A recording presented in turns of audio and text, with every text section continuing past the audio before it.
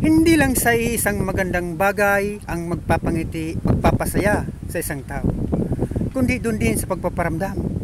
Yung ang alam mong ang babang-baba mo na, pero hindi ka pa rin dinadown niya. Bagkus pa't inaangat ka niya at inalalayan pa. Yung ang tipong tila walang-wala ka na at hinangina pa. At tila nawalan ka na ng gana na mabuhay pa. Pero nakuha pa rin niyang pangitiin ka at bigyan ng halaga at pag-asa. Dahil mahal ka nga niya.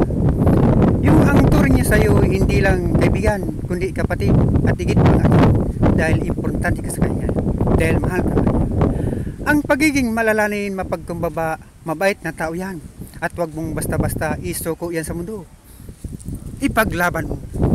Welcome, Exia Page! Maligaya kong harapin ang una kong kabanata sa Exia Page.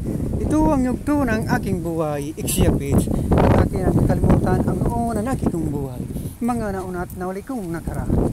Maraming salamat sa inyo, mga kaibigan. Salamat sa pag-unawa. Salamat po sa mga napanood at pag-ilig sa The Lobster Secret Love.